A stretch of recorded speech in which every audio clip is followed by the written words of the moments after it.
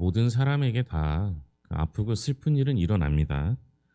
그런데 그 아프고 슬픈 일이 일어났을 때 반응하고 그것을 대응하는 방법은 모두 다릅니다. 어떤 사람은 절망하고요. 어떤 사람은 남을 원망하며 삶을 한탄하기도 합니다. 또 극단적인 낙관론으로 슬픔을 지우고 희망을 말하는 사람들도 있습니다. 여기 바벨론의 손에 폐허가 된 예루살렘을 바라보며 노래하는 선지자가 있습니다. 그의 노래는 처참한 현실에서 비롯된 슬픔으로 가득하지만 그러나 절망에만 머물러 있지는 않습니다. 그는 이 모든 것이 하나님의 징벌임을 인정하고 하나님 앞에 지은 죄를 자백하며 원수를 향해 심판하시기를 간구합니다. 선지자의 눈물의 탄식은 자성의 회개와 공의의 간구로 이어집니다.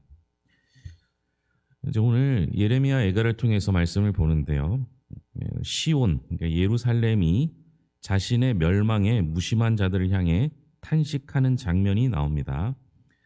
그러니까 시온을 괴롭게 한 이는 누구인지 먼저 12절 같이 읽겠습니다. 지나가는 모든 사람들이여 너희에게는 관계가 없는가? 나의 고통과 같은 고통이 있는가 볼지어다.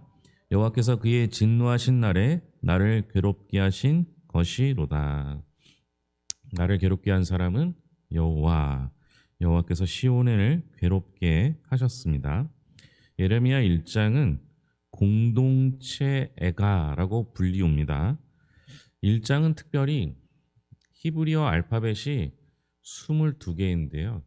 1절부터 22절까지 각각 히브리어 알파벳 첫 자를 사용해서 각각의 절을 이어서 만들었습니다. 그러니까 알파벳 C 이렇게 불리우는데요.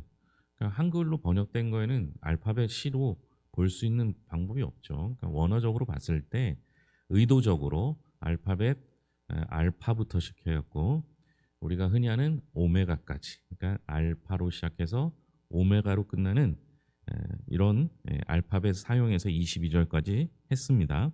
오늘 우리가 읽지는 않았지만 1절부터 11절은 시온, 예루살렘의 비참한 상황에 대해서, 그리고 오늘 읽은 12절부터 22절은 예루살렘이 이렇게 비참하게 된 이유는 하나님께서 백성들의 죄에 대해 징벌하셨기 때문이라는 내용에 대해서 다루고 있습니다.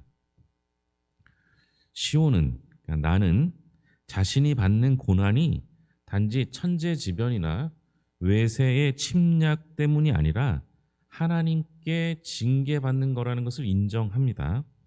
시온은 지나가는 사람들에게 매우 절망적인 목소리로 너희에게는 이런 고통이 없기를 바라지만 나와 같은 고통이 있는지를 돌아보라고 탄식합니다. 예루살렘이 패망했어요. 우리 열왕기하를 계속 봤잖아요. 이제 도저히 이제는 더 이상 어떻게 회복할 수 없는 상태가 되어서 하나님께서 주변 강대국들을 통해서 이스라엘을 심판하시는 장면이 나오죠. 그 장면 이후에 바벨론 포로 이후에 예레미야가 슬퍼하며 애통하는 거예요. 그런데 여러분, 이스라엘이 패망하고 다른 나라의 포로로 잡혀가 있고 이런 상황 중에서도 한 가닥 소망이 있는 이유는 시온이 자신의 고난이 어디서부터 비롯됐는지 정확히 알고 있다라는 사실입니다. 내 죄 때문에 하나님께서 여호와께서 진노하셨기 때문에 그렇다라는 것이죠. 그러면 주님께서 나를 감당할 수 없는 자의 손에 넘기신 이유가 나오는데요. 14절입니다. 14절 같이 읽겠습니다. 내 죄악의 멍에를 그의 손으로 열거 내 목록에 올리사 내 힘을 피곤하게 하셨으며 내가 감당할 수 없는 자의 손에 주께서 나를 넘기셨도다. 앞부분에 나오죠. 왜 감당할 수 없는 자의 손에 넘기셨는가? 시온, 예루살렘이 죄를 지었기 때문이다. 이렇게 표현합니다. 하나님께서는 예루살렘의 죄악과 죄의 결과를 멍에처럼 그의 목에 올리셨습니다. 그래서 예루살렘은 그 죄의 무게에 짓눌려 고통을 받고 있는 거죠. 마치 소에게 멍에를 메우듯이 하나님은 시온의 죄를 그의 목에 올리셨습니다.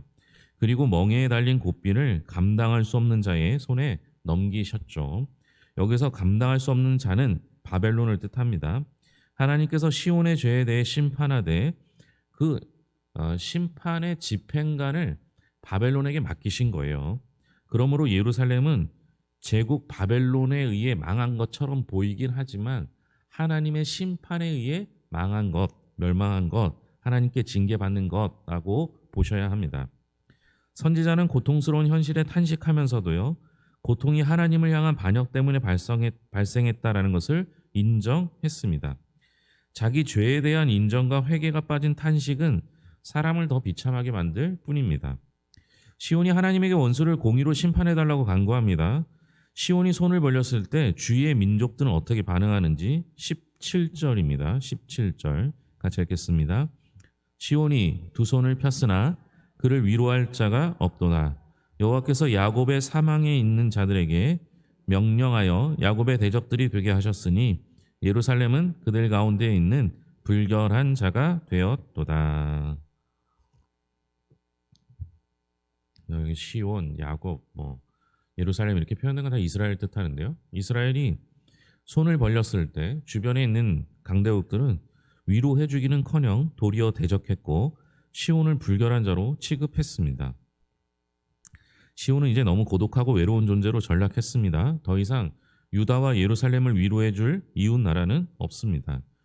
성전, 산, 시온은 예루살렘을 대표하며 야곱은 이스라엘을 대표합니다. 시온이 두 손을 펴서 위로할 자를 찾지만 이스라엘을 위로할 주변 국가는 없습니다. 왜겠어요?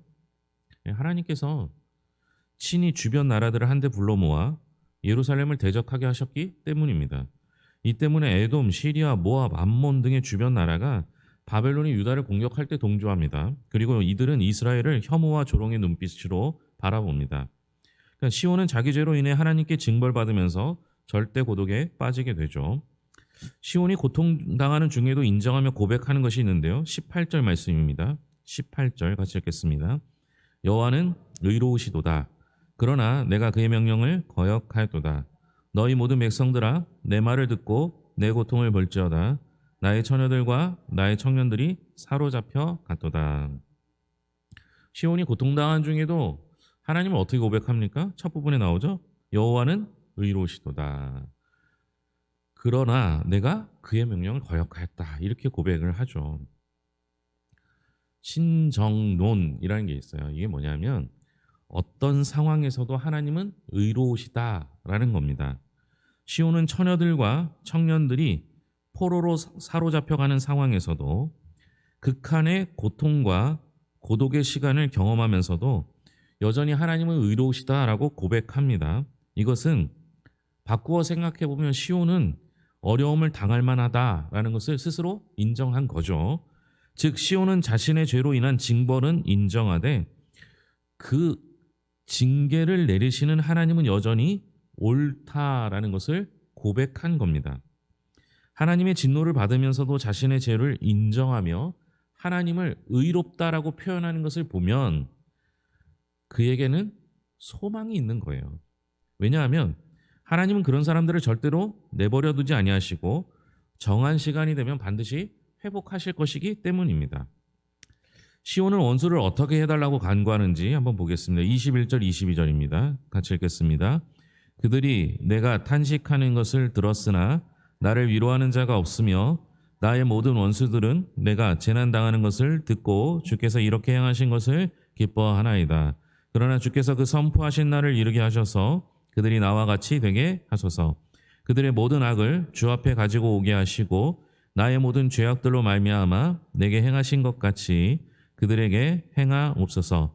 나의 탄식이 많고 나의 마음이 병들었나이다. 시온은 원수들을 자신들을 심판하신 것 같이 징계하신 것 같이 원수들의 죄에 대해서도 보응해달라라고 간구합니다. 그러니까 의인화된 시온은 자신의 비참한 현실에 눈물을 흘리며 탄식했죠. 하지만 이 시온은 탄식에만 그친 것이 아니라 자기의 죄를 고백합니다. 그리고 하나님께서 원수들을 의롭게 심판해 주시기를 간구합니다. 저는 이 과정이 굉장히 중요해요. 여러분, 우리가 철저히 아파할 필요가 있어요. 그러니까 하나님께서 우리에게 주신 것 중에 고통이라는 게 있어요. 근데 그 고통이 우리는 징계잖아요. 힘들잖아요. 아프면 힘들잖아요. 그죠? 근데 여러분 한번 생각해 보세요. 아픔이 없다고 한번 생각해 보세요. 아픔을 못 느꼈다고 한번 생각해 보세요. 어떤 일이 벌어질까요? 여러분, 우리는 제때 아파야지, 아픔을 느껴야지 고치게 되고요. 아픔을 느껴야지 병원을 가요. 여러분, 암이라는 병이 왜 무서워요?